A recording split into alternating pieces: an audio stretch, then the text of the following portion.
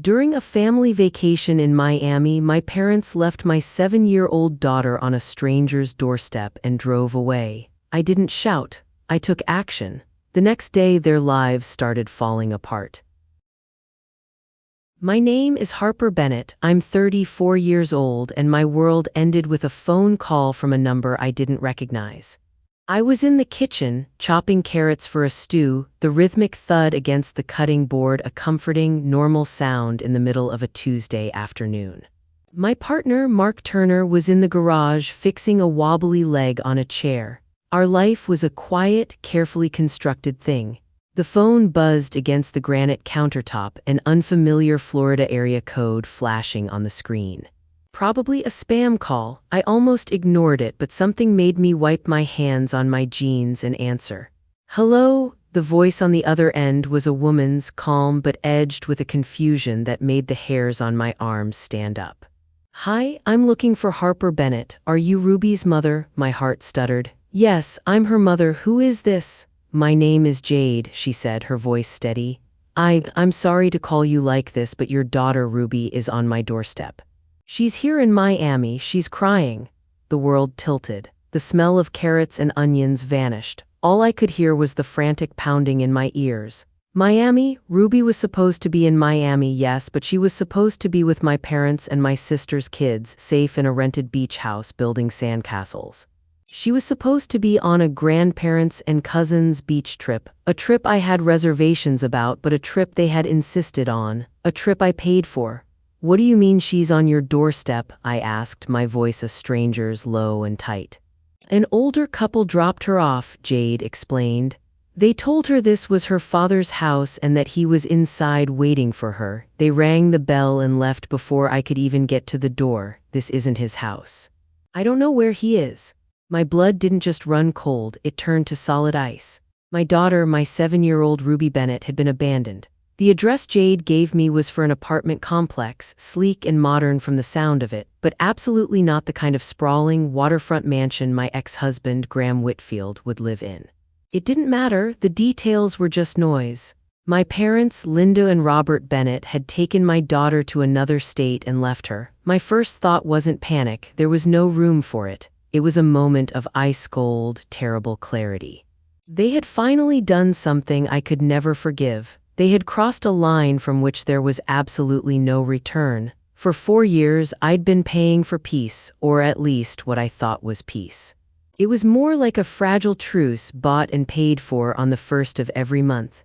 A notification would pop up on my phone, a small, quiet chime that always made my stomach clench. $740 sent to Linda Bennett.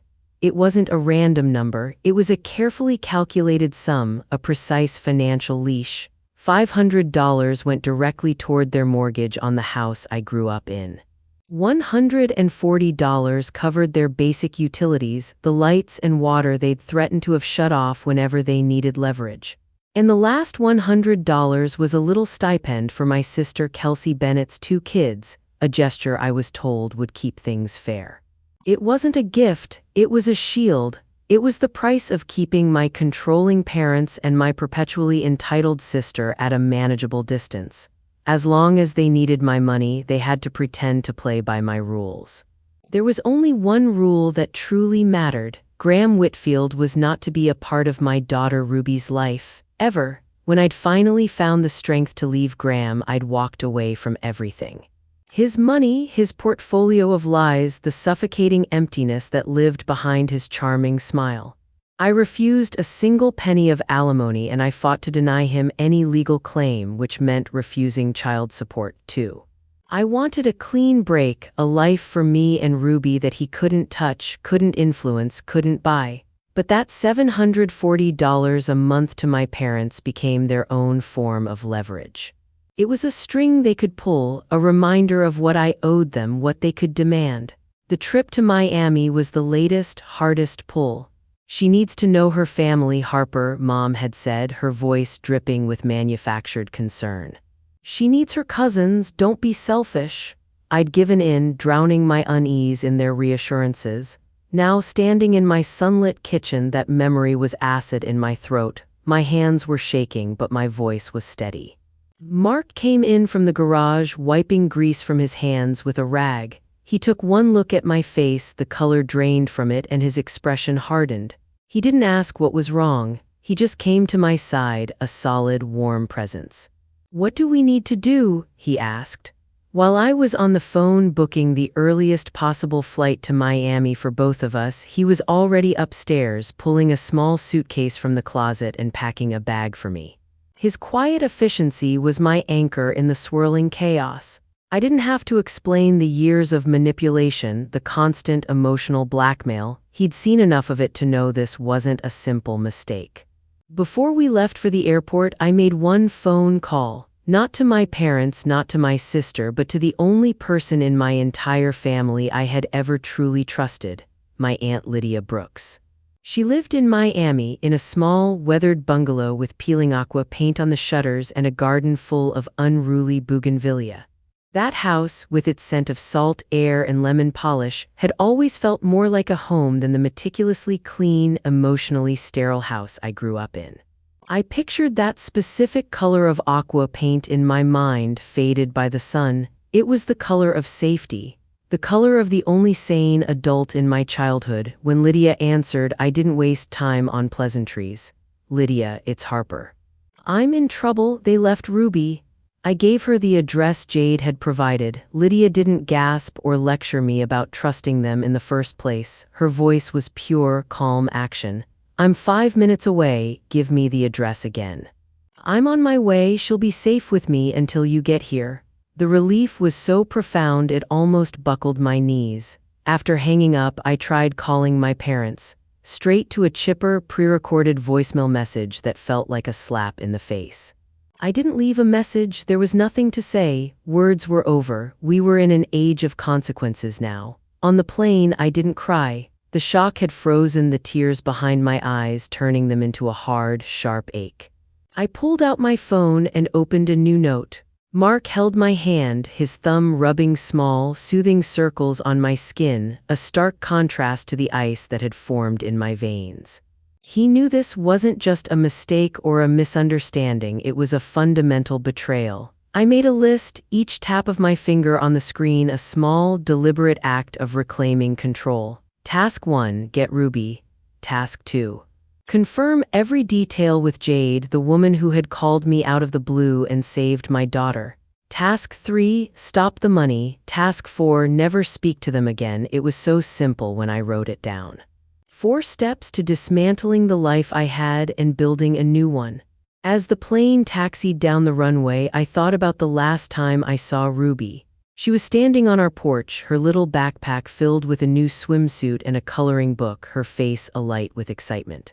Mom had been kneeling in front of her, promising her ice cream every single day and sandcastles as big as a car. My parents hadn't just broken a promise to a child, they had weaponized her innocence. They had used my daughter, my bright, funny, trusting little girl, as a pawn in a game I didn't even know they were playing. The engine roared as we took off, pressing me back into my seat, and I felt a tectonic shift inside me. This wasn't just about protecting Ruby anymore. It was about destroying the entire rotten system they had built around me, brick by poisonous brick. We landed in Miami, and the humid air hit me like a physical blow, thick and heavy with the smell of salt and jet fuel. The taxi ride to Lydia's was a blur of swaying palm trees and neon signs reflecting off the wet pavement from a recent shower. All I could see in my mind was Ruby's face. All I could feel was a cold, coiling dread. Lydia was waiting for us on the porch of her aqua-trimmed bungalow just as I had pictured. The porch light was on, cutting a warm, yellow square out of the darkness, and through the front window I could see her, my daughter, my Ruby. She was wrapped in one of Lydia's old, faded quilts, fast asleep on the floral print couch. The ice inside me, the hard shell of control that had gotten me onto the plane, finally cracked. I didn't make a sound. I just walked inside, knelt by the couch, and gently stroked her hair back from her forehead. Her cheek was still tear-streaked. My body started to tremble with a rage so deep and primal it felt completely silent. It was the kind of anger that didn't need to scream. Lydia made us tea, her movements in the small kitchen calm and deliberate. She'd already spoken to Ruby, coaxing the story out of her gently. They told her it was a game, Lydia said, her voice low and laced with a fury that matched my own. A special surprise for her daddy. They said he had missed her so much. My parents had driven her to the address Graham gave them, walked her right up to the door of a stranger's apartment and told her to ring the bell. Then they had turned around, gotten back in their car and driven away before anyone even answered. They didn't wait. They didn't confirm. They just left her. Alone. A 7-year-old child on a stranger's doorstep in a city she didn't know. The sheer, calculated cruelty of it was breathtaking. While Ruby slept, curled up and safe for the first time all day, I sat at Lydia's kitchen table and called Jade Collins, the woman whose voice had shattered my world. Mark stood behind me, his hand resting on my shoulder. I put the call on speakerphone. Jade was shaken, but her kindness was a small point of light in the darkness. She confirmed every single detail. She was Graham's new girlfriend, she said, and until today she had no idea he even had a child. He told me his ex was difficult, she said, and I could hear the strain in her voice, the sound of someone reevaluating her entire relationship in real time. He never said he had a daughter he never sees, not once. Apparently, Graham had told my parents he would be at Jade's apartment waiting to receive Ruby for their grand, surprise reunion, but he never showed up. He wasn't even in the state. He was on a business trip in Chicago. He had orchestrated this entire nightmare using his unsuspecting girlfriend's home as a drop-off point without her knowledge or her consent. And my parents, my own mother and father, hadn't even bothered to make a single phone call to verify he was there. They just took the address he gave them, took the money he no doubt offered them, and abandoned my child like a package. Lydia sat across from me, her teacup untouched, her face a mask of stone. With every word Jade spoke, her expression hardened. When the call finally ended, she looked directly at me, her eyes filled with a sad, weary recognition. "They never change, Harper," she said softly. "They just find new ways to be cruel." Mark took over, watching Ruby, settling into the armchair across from the couch. His quiet, solid presence was a shield around her, a silent promise that no one would ever hurt her like that again.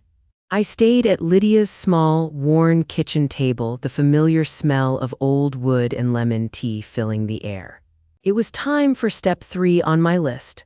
I took out my phone and opened my banking app. The screen glowed in the dim light of the kitchen.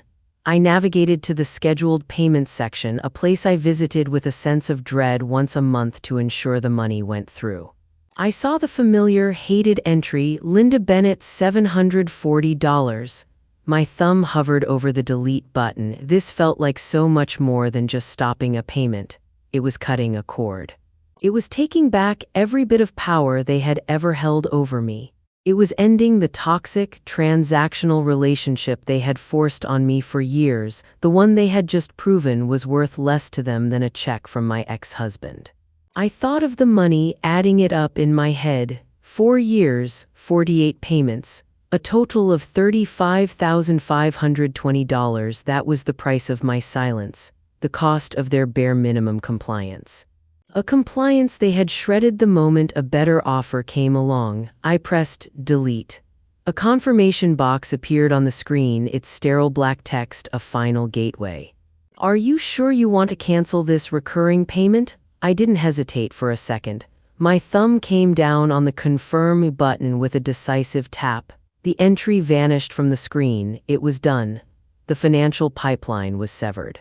The first and most important domino had just fallen. We flew home the next day. Ruby was quiet on the plane, clutching my hand in hers with a grip that was tighter than usual. She didn't ask about her grandparents. I think, on some level, she already knew. I didn't need to do anything to start the storm that was coming for my family. The truth, I've learned, has its own brutal momentum. My Aunt Lydia, bless her practical, no-nonsense heart, had made one phone call after we left her bungalow. She had called one of our cousins, a woman known throughout the family for her inability to keep a secret, and had told her a carefully curated, factual version of events. She didn't add any emotion or accusations. She just stated the facts, cold and hard. Robert and Linda took Ruby to Miami, drove her to an apartment, and left her on the doorstep. The man who was supposed to be there wasn't, and a stranger had to call Harper to come get her. The family grapevine didn't just light up, it exploded. My phone, which had been silent from their side of the family, started buzzing relentlessly. Texts from aunts, uncles, and cousins I hadn't spoken to in years, all asking the same thing. "Is this true? Harper, what happened with Ruby?" I replied to each one with a single, simple, devastating sentence. "Yes, they abandoned my 7-year-old daughter on a stranger's doorstep." I didn't elaborate, I didn't accuse. The facts were a sledgehammer and I was just letting them swing. I wasn't trying to start a fight. I was just refusing for the first time in my life to keep their secrets for them. Their public image, their carefully constructed facade of a perfect, loving family was their most prized possession. And I had just handed the world the truth. My sister, Kelsey, was a first-grade teacher at a small, expensive private elementary school in her town. Her entire career was built on the idea that she was a trustworthy, nurturing presence for young children. That trust was everything. The cousin Lydia had called also happened to have a child at that very school. The story didn't just spread, it went viral through the Parent-Teacher Association chat group. It wasn't an official complaint filed with the school. It was far more effective than that. It was whispers at the afternoon pickup line, hushed phone calls between mothers, and a flurry of concerned emails to the administration. The narrative was simple and horrifying. "Did you hear that Kelsey's family with her present abandoned her 7-year-old niece in another state?" Parents started asking questions. How could a woman who was involved in abandoning one child be trusted with a classroom of 20 others? The school principal, a stern woman named Mrs. Davis, called Kelsey into her office. A leave of absence for personal family matters was strongly suggested, but the parents weren't satisfied. They wanted her gone. The risk was too great. Within a week, Kelsey's leave became a permanent dismissal. The trust, once broken, couldn't be repaired. She called me, her voice a shriek of pure rage. "You ruined my life, you did this to me, you told everyone lies." I listened to her tirade without interruption. When she finally paused to take a breath, I said, my voice as calm as a frozen lake, "You were in Miami, Kelsey. You sat in the car and watched them leave her on that doorstep. This is on you." Then I hung up the phone. A week after we got back home, the inevitable call came. It was my dad. He didn't ask how Ruby was doing. He didn't apologize. He didn't even mention Miami. His tone was breezy and forced, as if he were calling to chat about the weather. "Hey, sweetie," he started. "Just wanted to give you a heads up, there must be some kind of glitch with the bank. The mortgage payment didn't go through this month." I let the silence hang in the air for a few long seconds, letting him squirm in it. "There's no glitch, Dad," I said finally, my voice perfectly level and devoid of any emotion. "What do you mean?" he asked, the false cheeriness in his voice starting to waver. I could almost hear the gears turning in his head, the confusion warring with his arrogance. "I mean, I canceled the payment," I said, "and all the future ones. I won't be sending you money anymore." The silence on his end of the line was profound. It was the sound of a world shifting, of a reality he had never considered possible crashing down around him. "Harper, you can't do that," he finally stammered, the panic starting to creep into his voice. "We depend on that, you know we do. And I depended on you to keep my daughter safe," I replied, the words sharp and clean. "We all make our choices, Dad, and we all have to live with them." I ended the call before he could formulate a response. The power dynamic, the one they had controlled for my entire life, had just been permanently reversed. A few days later, my phone buzzed with a message from the same cousin Lydia had first contacted. She had become an unlikely and highly effective source of intelligence. It was a series of screenshots from the extended family's group chat, a chat I had been unceremoniously removed from years ago after a fight about Graham. My mom was in full damage control mode, her words a frantic attempt to repaint reality. "Harper is overreacting as usual," she wrote. "It was a simple misunderstanding. Graham was supposed to be there to meet them. It was all a surprise that just went a little wrong." My sister Kelsey was right there with her, adding her own venomous spin. "She's always been dramatic. She's just trying to ruin my life over nothing because she's jealous." But for the first time, the rest of the family wasn't buying it. Aunts and uncles who usually stayed silent were pushing back. "A misunderstanding? You left a 7-year-old child alone." Another cousin wrote, "Why didn't you call Harper immediately when you realized she was alone?" And the most pointed question, "Why are you two defending Graham in all of this?" It was a firestorm of their own making, and they had absolutely no control over it. For the first time, their narrative wasn't the only one being heard. The screenshots were undeniable proof that their apologies were for their audience, not for me. Their concern wasn't for Ruby's safety or trauma, it was for their own crumbling reputation. They weren't sorry for what they did. They were just profoundly sorry they got caught. I scrolled through the images, a grim satisfaction mixing with the disgust. Then I got to the final screenshot from my cousin. It was the one that made my heart stop and the air leave my lungs. It was a forward from Kelsey, something she had clearly sent to someone else by mistake and then quickly deleted from the group chat, but not before my cousin had captured it. It was a screenshot of a mobile banking notification. The image was crystal clear, a direct transfer of $4,000 from G. Whitfield. The note on the transfer was just 3 words, but they explained everything. "For Miami help," my cousin had added her own message below the image. There were 2 more of these that I saw before she deleted them, one to your mom, another one to Kelsey. All within the last month. I did the math in my head, my fingers cold and numb. 3 transfers, $4,000 each, a total of $12,000. This wasn't a surprise father-daughter moment that went awry. This wasn't a misunderstanding. This was a paid kidnapping. They hadn't been convinced by Graham's lies, they had been bought. My ex-husband had paid my own family to deliver my daughter to him. A wave of nausea rose in my throat. The $740 a month I sent them, the money I scraped together to keep them afloat and keep them quiet, was nothing. It was an insult compared to the price of their loyalty to him.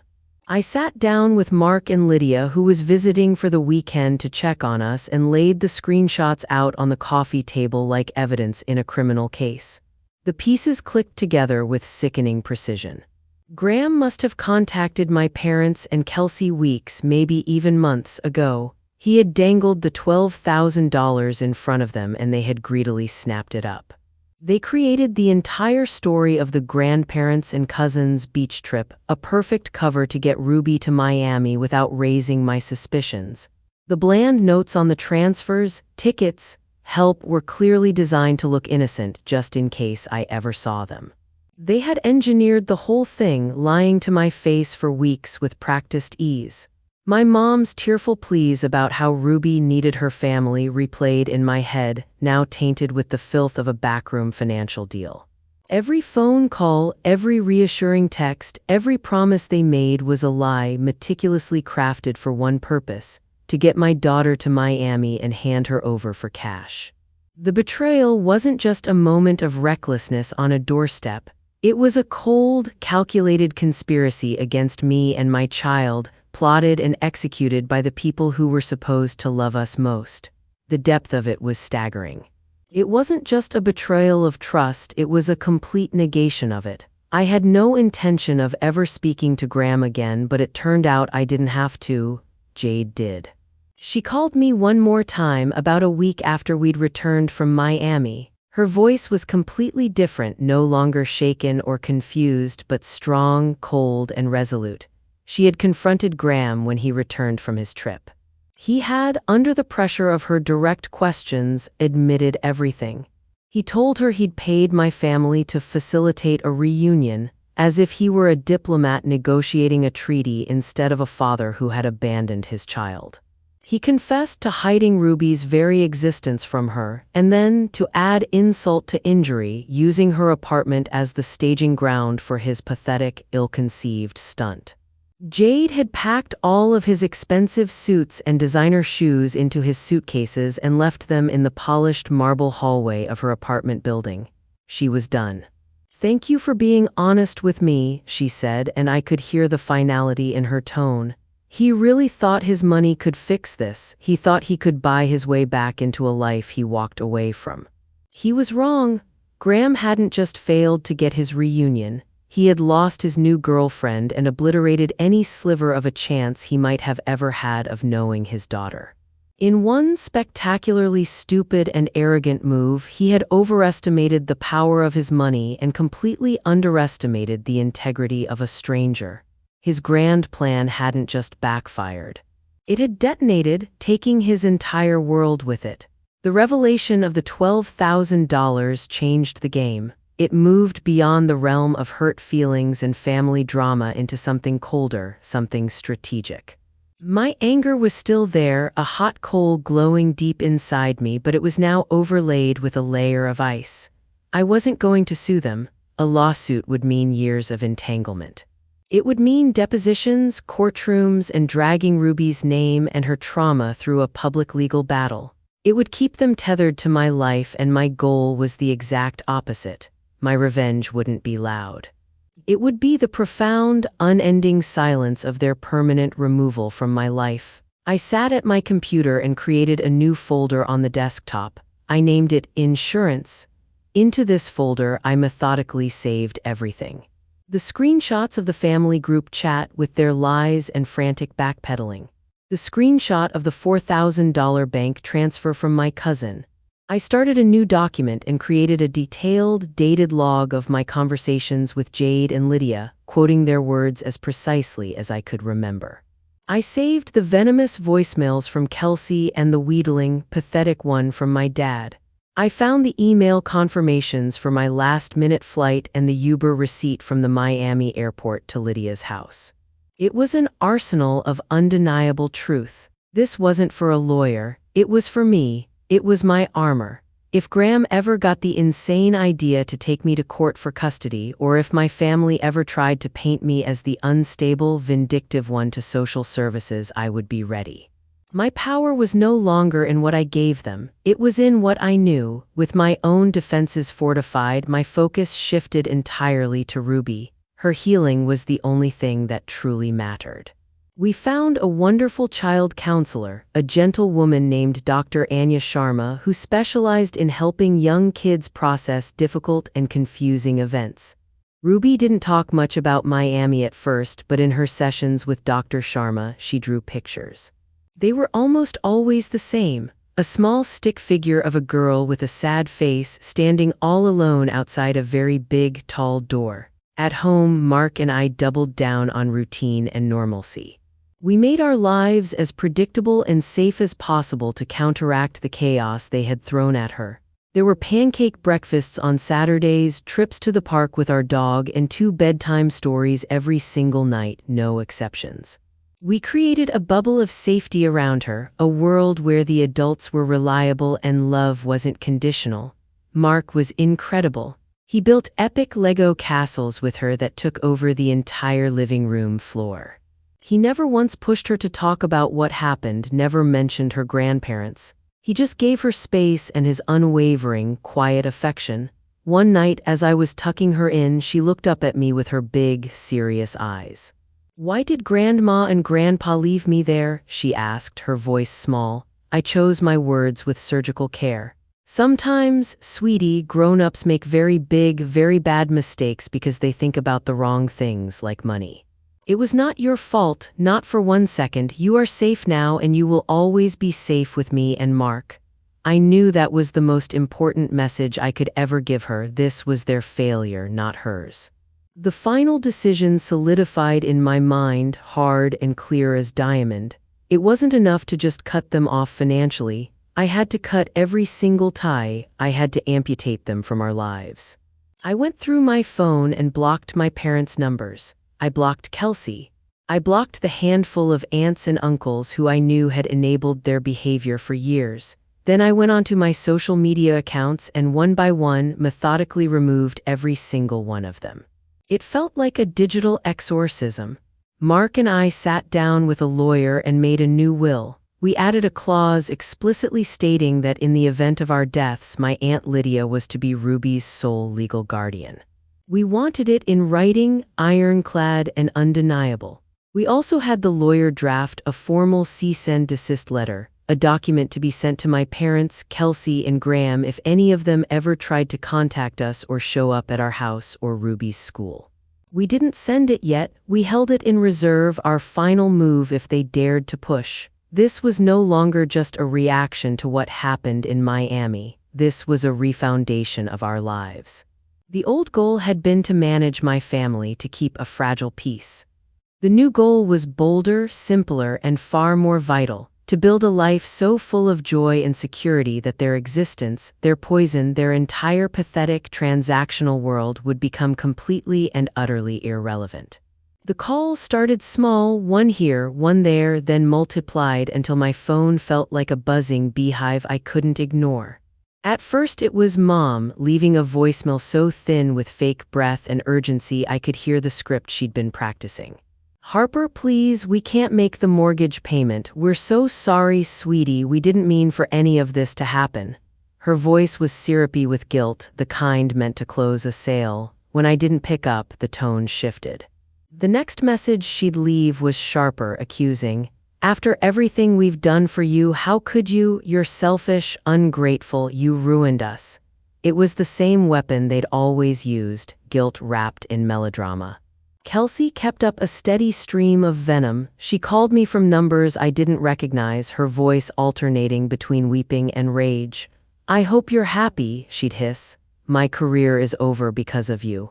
You don't get to take away everything."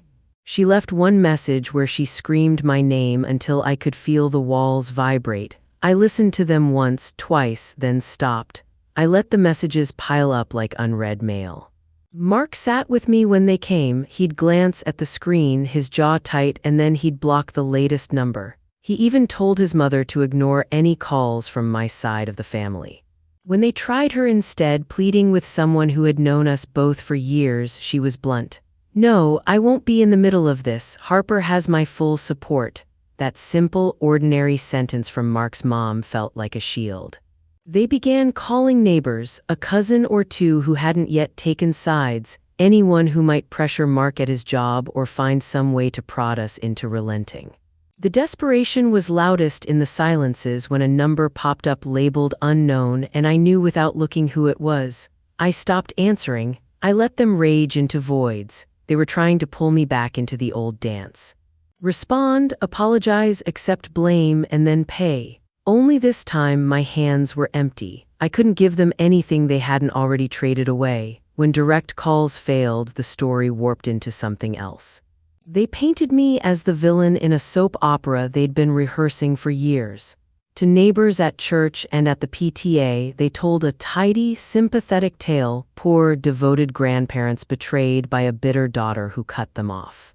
Kelsey, in between sobs, described me as unstable, vindictive. A woman who'd kidnapped her own child from a loving family reunion.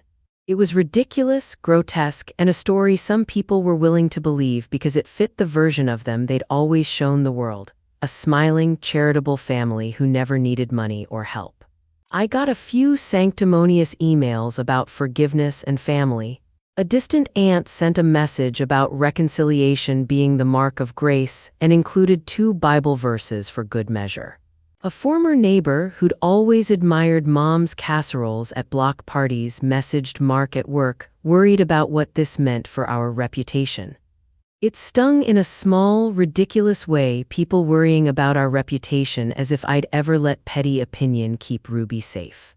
Mostly, though, the smear campaign couldn't stand up to a single hard piece of evidence. When I forwarded the screenshot of the $4,000 transfer to anyone who questioned me, a lot of the murmurs just stopped. Proof is a quiet, brutal thing, but there were still those who chose to buy the performance, the ones who preferred the comforting lie. That was the hardest to accept, not that people lied, but that some would choose an invented version of my family over the truth I had lived with all my life. The constant drip of accusations wore on me. It was less about the words themselves and more about the space they took up in my head. I found myself bracing before I opened my phone, calculating how much energy I'd waste explaining myself to people who hadn't wanted to know the truth until it hurt them. It felt invasive, like someone had come into my home and rearranged the furniture without asking. Every text and snide comment was a small theft of the time I could have spent rebuilding my daughter's sense of safety. I stopped checking the comment threads. I stopped answering emails. I didn't join the fights. I used my energy for Ruby and for practical stuff, getting her to therapy, making dinner, remembering to pack a soccer kit for Saturdays. It was ordinary life, and ordinary life was healing. The financial consequences for them felt inevitable, like watching a slow-motion unspool. Without my $500 mortgage contribution, Mom and Dad missed a second payment, then a third. The bank notices, formal, impersonal, started to arrive. One of our cousins sent me a photo of the for sale sign planted in their front yard, the grass in front of the house looking suddenly less tidy, the air around it charged with gossip. They had to sell quickly to avoid foreclosure, which meant taking less than the house was worth. I pictured the house on moving day, boxes stacked, framed photos pulled down, Mom standing in the doorway holding a paper bag of sentimental items while Dad argued with a realtor who was suddenly very interested in how quickly they could give up the property. Kelsey, who'd always leaned on appearances and stability, couldn't keep paying for the life she'd convinced everyone she had. She lost her job and, with no savings to fall back on, moved back in with Mom and Dad, bringing her kids and a pile of new worries to add to the cramped rooms. The house that had once hosted birthdays and holidays and the kind of veneer they loved had become a pressure cooker. My cousin texted me late one night, her thumbed messages full of nervous punctuation, saying she overheard shouting through the thin walls, children crying, doors slamming. Mom and Dad were forced to accept a much smaller condo across town, a place without the porch swing and the hydrangea beds they'd always bragged about. It wasn't just the downgrade in address that stung. It was the visible decline of a narrative they'd sold their lives on. I won't pretend I felt joy about any of it. Watching them downsize wasn't a victory lap. It was the quiet settling of consequences into place, the natural aftermath of choices they'd made for money and convenience instead of love. Part of me kept waiting for some dramatic scene where they would finally see it, an apology, a collapse, a plea for forgiveness, but life doesn't hand out those tidy moments. Instead, they unpacked boxes in smaller, dimmer rooms and my world kept going. Ruby learned a new bedtime story. Mark planted the garden. Lydia came over Sunday nights. The world continued to be steady and kind where it mattered most. One evening, after I'd finally managed to get Ruby to stop talking about school and convincing her to fall asleep with the hamster of a story she loved, Lydia sat with me on our back porch. The sun was low, painting the yard the color of old gold, and the air smelled of cut grass and my newly planted tomatoes. She'd been quiet all night, her teacup cold beside her, and I could tell something was weighing on her. There are ways you can tell a person has been keeping a secret, their hands tell it first.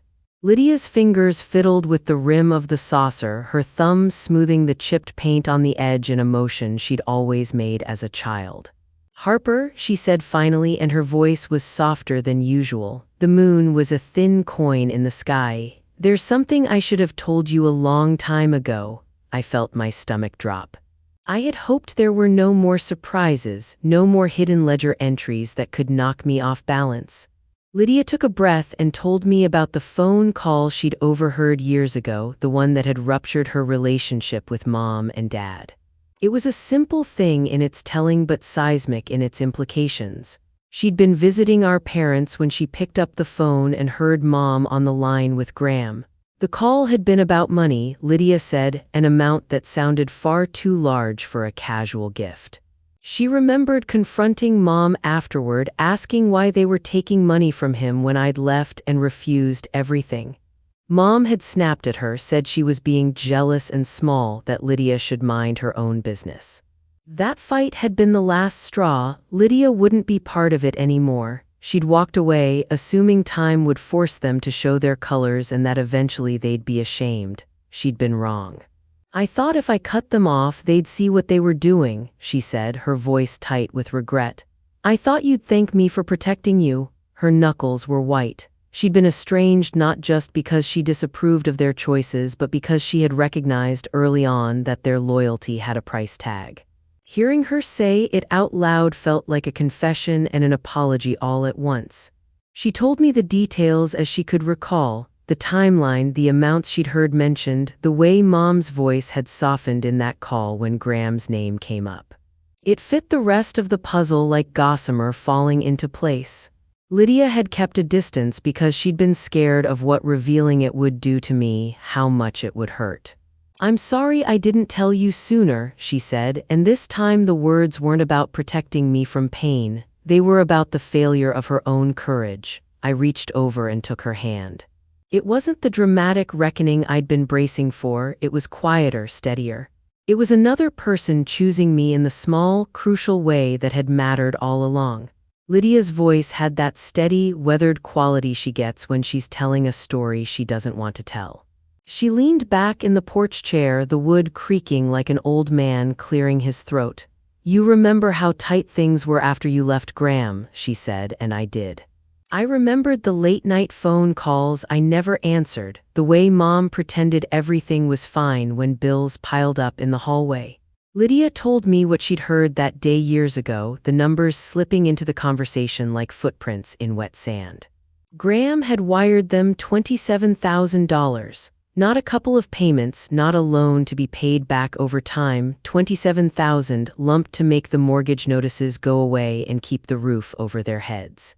She used the word gift when she told me like the word itself was part of the lie. Mom had called it a blessing, something to be grateful for. Lydia had called it what it was, a payment to keep them afloat. They told me it was to cover arrears, Lydia said, thumbs tracing the pattern in her teacup. To get them back on track, but I remember the way Mom thanked him, Harper. She said, he saved our house. She sounded like a woman who'd been rescued, not helped. There was gratitude in her voice that went beyond a simple thank you. It had a warmth I didn't trust. Hearing it named that way, 27,000, made something inside me fold. I thought of every time they'd rolled their eyes at me for leaving a good man, every lecture about patience, about keeping the family together. That money explained a lot. It explained the sudden cheerfulness about visits to Graham's parties, the invitations they insisted I accept even when I didn't want to show up. It explained why they'd been so willing to press my boundaries when I left. Money doesn't just fix bills, it buys stories and allegiances. And for them, Graham's money had become a narrative thread they clung to. If a man had paid enough to keep their lights on, then he was family. That logic had a cold, transactional edge to it that I hadn't allowed myself to fully see until Lydia spoke the number out loud. Lydia went on, filling in the blanks that made my teeth ache. He didn't stop there, she said. A few gifts here and there, small stuff that looked like kindness, $3,000 to Kelsey for the holidays one year, help with a car down payment, dinner at a fancy place when they pretended it was just because they wanted to celebrate. They'd quietly made life easier for Mom and Dad when times were tight, and for Kelsey when she needed something quick. The smallness of the amounts almost made it worse. $3,000 looked like a random generosity until you saw it beside $27,000. It wasn't generosity, it was an account being opened and credited. It hit me how all the tiny favors, the covered utilities, the paid repairs, and the presents for birthdays had been like stitches.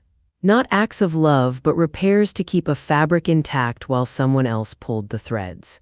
They'd been comfortable taking crumbs from Graham while pretending the whole loaf wasn't shaping their lives. For them, gratitude morphed into loyalty. They'd started to owe a man who, in many ways, had no interest in being a father to his child. But the money does strange things to people. It makes them compromise small things first, then bigger things, until they can't tell where the favors stop and the selling begins.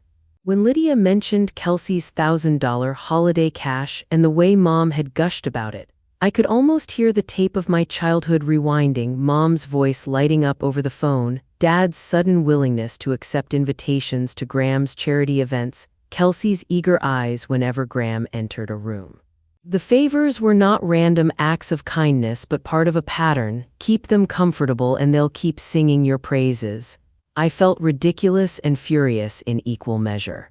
All these years I'd been careful about every penny, refusing to let money buy my silence, and they had quietly accepted a lifeline from the very man I'd walked away from. My monthly $740, which I'd always thought of as my bargain with peace, must have looked like pocket change to them. I saw the calculation in their faces now, why they'd risked so much for a chance at being back in Graham's orbit. They'd learned what a man with money could buy. When Lydia said it out loud that it was an investment, not a gift, the words settled in my bones. He'd bought influence. He'd paid to keep people on his side. Loyalty then had a price. I kept thinking of the moment they'd handed Ruby to strangers, of the cold, practiced way they had planned that day. They did it because it promised a return. It promised them access. It promised to restore doors that had been closed when I left Graham for good. Looking at that arrangement this way made everything mercantile, stripped of the small, warm moments I'd once trusted. There was no love there worth the name. There had been deals. That was the most painful thing, the realization that my whole adult life in relation to my family had been shaped by someone else's checkbook. All the hurt I'd carried, Mom's judgment, Dad's lectures, Kelsey's jealous glare, had been bought to keep their world easy. They'd cared more about the comfort that money bought than about whether their choices hurt a child. Ruby, who should have been a protected, sacred person to them, had been treated like an asset on a balance sheet. The thought made bile rise in my throat. In the days after Lydia's confession, the image of their house, the one with the blue hydrangeas my mom liked to prune every spring, kept arriving unbidden in my head. I saw a ledger where our family photos hung, numbers written over their smiles, 27,000, 4,000, 3,000. It turned intimate moments into transactions. It sifted meaning into a currency I couldn't stomach. I started to understand why they'd always been so good at pretending. When your life is paid for, it's easy to perform the role of the happy family. When your bills are covered, you owe the impossible. The fallout was a slow, heavy thing to carry. After the truth had fully settled, I felt unmoored in a way I hadn't expected. For days, I moved through my house like someone walking through a museum at night, each familiar object a relic of a life that had been quietly sold. I found myself imagining conversations I'd had with Mom, the little suggestions she'd made when I dated someone she didn't like, the way she always had an excuse for Graham's absence, a reason why he deserved another chance. It was as if my memory had been living under a thin sheet and Lydia had pulled the sheet back to show stains I couldn't unsee. The shame came in waves. I had been proud of what I'd done when I left Graham. The courage it took, the messy courage of a woman claiming her dignity. But suddenly that pride felt complicated by a gnawing question: why hadn't I seen what my family had accepted? How had I missed the way they wrapped themselves in his generosity? I felt foolish for trusting their voices when it mattered most. It wasn't just what they'd done, it was what they'd done to themselves. They'd traded integrity for comfort, and I'd been left holding the truth. Mark was patient in that period in a way that nearly undid me. He'd sit with me on the couch, not forcing conversation, just nudging me back toward the surface when I was drowning in details. Sometimes I'd watch him in those small, ordinary moments, him pouring coffee in the kitchen, tongue stuck out in concentration, and my heart would ache with a gratitude that was almost violent. He couldn't know the private terrain of betrayal the way I did, but he understood the work of rebuilding trust. He'd say things like, "You're doing the right thing for Ruby," and I'd nod because he was right, even when it hurt to admit it. Sleep was a poor shelter. At night, I would wake with my chest tight, replaying the scene of Ruby on that stranger's doorstep, the quilt Lydia had wrapped her in, the soft rhythm of her breathing at Lydia's house. Sometimes, I'd rub my fingers over the spot on the couch where she'd sat when she first told me she was excited for the trip. Those small, ordinary cues were cruel, proof that the life you'd made for your child could be disrupted in an instant by the people who were supposed to protect her. There were moments when the anger burned so hot I couldn't think straight. I wanted to call Mom and Dad and Kelsey and demand they explain themselves in a way that would make their eyes wobble and their voices small. I imagined a confrontation where they had to feel the weight of what they did. But anger, I discovered, was different from action. Angry words wouldn't bring back the safety they stole from Ruby. They wouldn't fix the way my trust had been eroded by people who'd used money as a lever against me. One afternoon, when Ruby came home from a friend's house and bounded into the kitchen where I was stirring sauce, she paused and watched me with that look 7-year-olds get when they're trying to be grown up too fast. "Mom," she said, small and careful, "do I have other grandparents?" The question landed like a stone dropped into still water. For a moment I couldn't catch my breath. Her voice was casual, as if she'd asked about the weather. I felt the stove's heat on my face and the scent of tomato and basil filling the air, domestic and normal and everything I wanted for her future. I knelt down to her level, fingers wiping a smear of sauce from my forearm, forcing myself to make my face gentle. "You do have other grandparents, sweetie," I said, and my voice wanted to fracture. "But they're not safe for us. They make choices that might hurt people, and right now they can't be around you." "Why not?" she asked, brow furrowed like she always did when she wanted a reason that would make sense to a child. "Because sometimes grown-ups think about the wrong things," I said, choosing each word to keep the weight away from her. "They think about what they want instead of what you need. It's not your fault. It never will be. We keep our family small and we keep it safe." She seemed to accept that in the way kids do, and answer accepted not because it's perfect but because it's enough for the moment. She hopped up on the stool ready to grab a snack, then paused and reached for my hand, squeezing it like she understood without fully understanding. The pressure of her small fingers around mine was a literal anchor. In that grip, I felt the whole calculus of this terrible, necessary choice. The cost would be their absence from her life. The price would be weekends without handmade pies from Mom, birthdays without Kelsey's dramatic applause. But the alternative was worse. If I let them back in, I'd be gambling with Ruby's trust, with the small, fragile sense of safety we were rebuilding. That night, after Ruby fell asleep with a stuffed rabbit tucked under her chin, I sat at the kitchen table with a notebook and tried to write down everything I'd learned. It wasn't a list for punishment. It was a ledger for memory, proof I could hold onto if doubts ever crept in. The room hummed with the refrigerator's steady sound and the low thrum of the street outside. I wrote about Lydia's overheard call, about the money, about the way they'd laughed in private about things I'd thought were private too. Writing was a kind of exhale. It let me turn the searing confusion into something quieter and more ordered. In the morning, I would wake and make pancakes with Ruby, and for a little while the world would make sense again. She would talk about her new soccer friends, about a teacher who'd given her a sticker, about a science project she was proud of. The weight of what my family had done would still be there, but so would the clear, simple fact that Ruby was safe. I kept that fact like a small, fortified stone in my pocket, heavy and sure. It was the only thing that really mattered. The letter from Mom arrived folded into itself like a paper trap. Whoever left it at our mailbox must have thought they were performing an act of intimacy, hand-delivered, cursive handwriting, the kind of touch that says someone cared enough to slow down. I carried it into the kitchen the way I used to carry grocery bags because it had to be done. Mark was at the sink rinsing cups, steam from the kettle fogging the window, and Ruby was at the table working on a Lego spaceship, humming to herself. For a moment, the ordinary life of plates and Legos and steam felt like a miracle. I sat down and began to read. 12 pages, front and back, the kind of long, winding letter designed to wear a person down. Mom described her childhood, a long litany of disappointments and sacrifices. She wrote about the difficulty of aging, about how Dad's back bothered him, about how they'd been embarrassed asking friends for help. She painted herself as exhausted and blameless, the victim of bad luck and an ungrateful daughter. There were whole paragraphs where she circled back to me, to the one true sin in her telling, my distance. She never once said the words I needed most. Not "I'm sorry for leaving your child," not "we made a horrible choice," not "we put your daughter's life at risk." She wrote instead about how they'd lost the house, about how Kelsey's life was ruined, about Dad's pride crushed.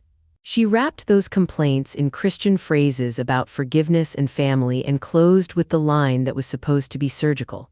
I am still your mother, Harper. Don't throw away your whole family for one mistake. For a second, the old program, the one that had me rushing back whenever someone I loved wept at my feet, blinked on.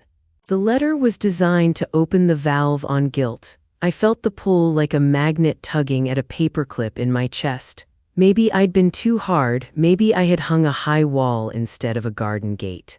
Maybe family was worth trying to fix one more time. The thought was like standing on the lip of a cliff and looking down at a river that once felt friendly. I pictured Ruby's face, the tear tracks still faint on her cheek, the way her small mouth had gone silent when Mom had promised sandcastles. I thought about the stranger's doorstep, the cold tile, the way Jade's voice had been the first kind thing a stranger did for my child. That image was a hot coal. It burned out the temptation. I folded the letter and put it in a drawer I kept for other people's words. Notes, old apologies, drafts of texts I never sent. I didn't throw it away. I didn't respond. I carried on making dinner, stirring sauce the way you keep a rhythm to calm a storm. The old programming whispered. I listened. Then I turned the music up and let Mark tell a dumb joke to fill the silence. The next morning, my phone rang. I knew before I even looked at the screen. It was a new number, masked and anxious, the kind of call that always smells like an attempt at manipulation. Mark was washing dishes, humming. Ruby was in the living room rehearsing a song for a school performance. For a long second, I just watched the phone, the little green light pulsed like a heartbeat. I thought of all the things I could say if I answered. I could list the transfers, the dates, the way they'd lied. I could read aloud the screenshots, make them confess in real time. I could call them all cruel names, make them feel small and ashamed. I didn't feel the need to do any of that. My choices had already been made. Nothing I said on that call would bring Ruby back from sitting on a stranger's doorstep, and nothing my fury could produce would change what they'd already done. Answering the phone would open a door I'd barred, hand them the conversation they'd been craving, chaos, drama, a chance to make it about themselves. I pictured Mom's face, the practiced performance, the turn from sorrow to accusation with the flip of a sentence. Silence felt more powerful than any list of accusations. Silence would be the final shudder. I let the phone ring until it went to voicemail. I watched it, the seconds stretching, feeling marked and small. The line filled with the sound of a voice I had heard my whole life, the voice that had always been able to weaponize grief. She was breathless at first, the kind of breath that says someone has practiced sobbing in the mirror. Harper? Please pick up. I know you're there. I got the letter from your lawyer, a cease and desist. To your own mother. Her tone dropped into the old song, guilt, wounded pride, manipulation braided together. We've lost the house. Kelsey is devastated. Your father, he's not eating. Is this what you wanted? To ruin us? To make us homeless? Just talk to me, please. There was an art to her cadence, a map to the phrases designed to pull at someone who wanted their parents to be humans first and villains second.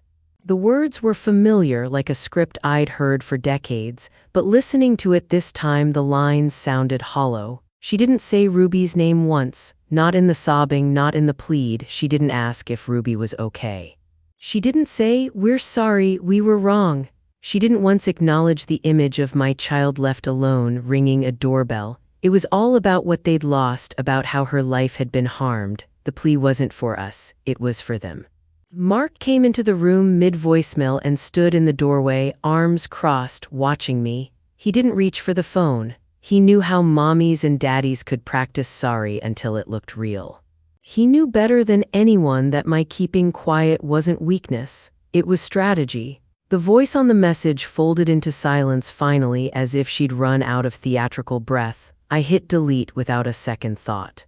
I didn't transcribe it for future proof. I didn't keep it to read on a bad night. I hit delete like closing a chapter. After I deleted the voicemail, I did something that felt like closing a loop. I logged into my banking app again, even though the sight of it made my stomach clench. The Linda Bennett $740 entry used to be a monthly thing I watched go through. It was like watching a tap drip money into a bucket that made other people's problems smaller. Now, with the letter still warm in the drawer and the voicemail gone, it felt obscene. I navigated to my contact list for transfers. Her name was still there, Linda Bennett, like a label on a lifeline. I tapped it and the options appeared: send money, request money, edit, delete. There are small actions that feel like rituals. This was one. I pressed delete and confirmed. A tiny vibration, a digital whoosh, and the name was gone. It was the smallest kind of revolt, and it felt like the largest. I went to Mom's number in the phone and blocked it. I did the same with Dad's and with Kelsey's number and with the handful of other relatives who'd been complicit.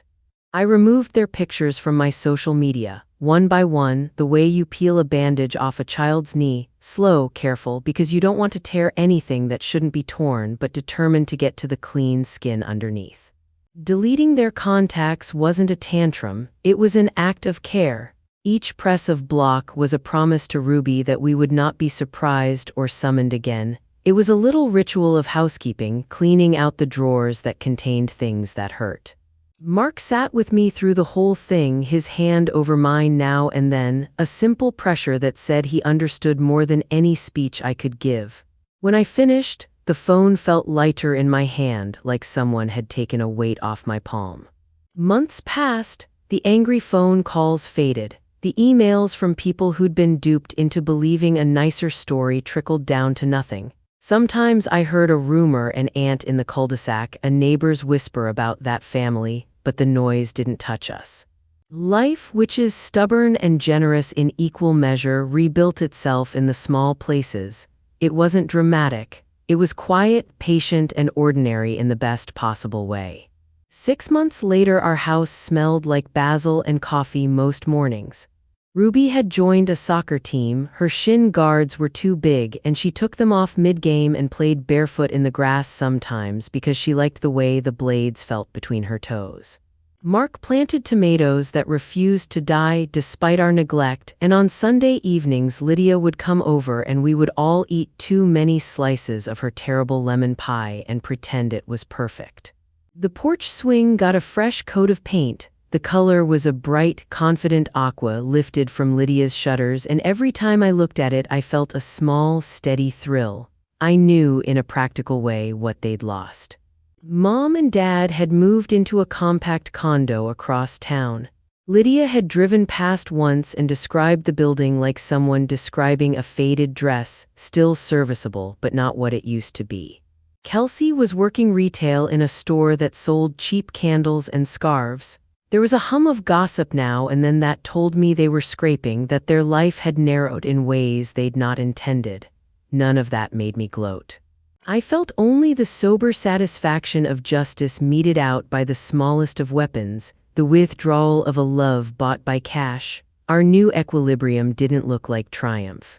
It looked like dinners that didn't end with manipulative speeches, like not having to check the back door for surprises, like being able to leave the window unlocked because I trusted the people who walked in. Ruby slept better. She laughed easier. She stopped checking the front hall for suitcases. She made a friend named Chloe who invited her over for playdates that lasted until the lights came on, and one Saturday morning she announced she'd scored a goal in practice and ran to me with grass-stained knees and a face that wouldn't quiet down for an hour. Sometimes, late at night when the house was soft and the dog snored in the corner, I still felt a flinch of loneliness for what I'd lost. Family was complicated and memory is double-sided. There were pictures of Mom holding me at 2, of Dad teaching me how to change a tire, of Kelsey and me in a tangle of hair and stickers.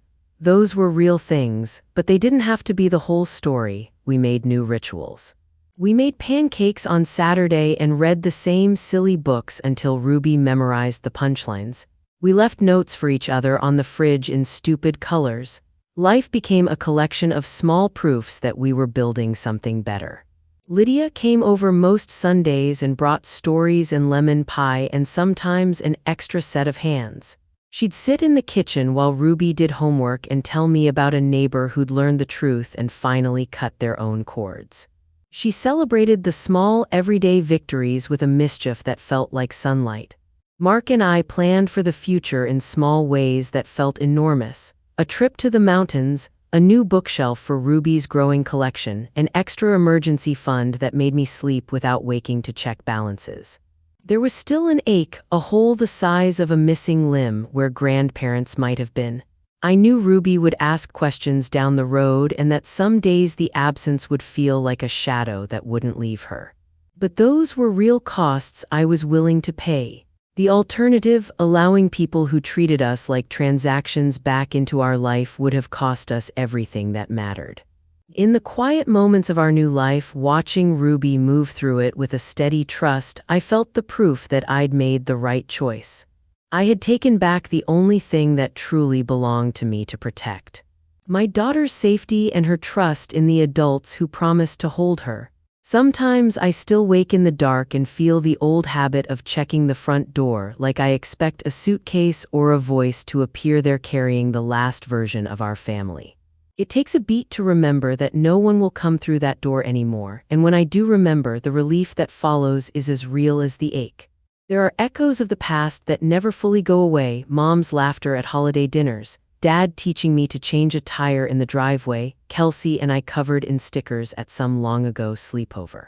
Those memories are not lies, they're pieces of my life that I didn't want to throw away, but knowing they're real doesn't change what they chose. The truth is, the memories and the betrayal live in the same house in my head. Sometimes they collide. I'll see an old photo of Mom and me on the mantle and feel a two-part rush. Warmth for the snapshot, then a cold recognition that the woman in that photo traded safety for money. There's a phantom guilt, too, like a limb you can't see but you know is missing. I used to think I owed my parents a never-ending patience because they were my family, but patience isn't unconditional. It doesn't cover putting your grandchild at risk. Those moments of doubt are human. They're also the reason I keep the evidence tucked away, not to hurt them, but so I never have to question myself later. When the old guilt whispers that maybe I overreacted, I read a note Ruby left on the fridge, a drawing of our family with a big blue door, and remember who I did this for. The echo of the past is a teacher now.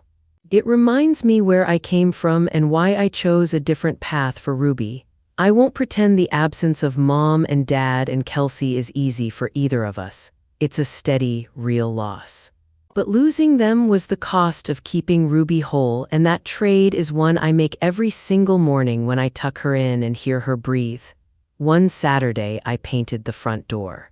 I chose the exact shade of aqua Lydia's shutters had faded into, the color that had felt like safety the first time I saw her house after Ruby was abandoned.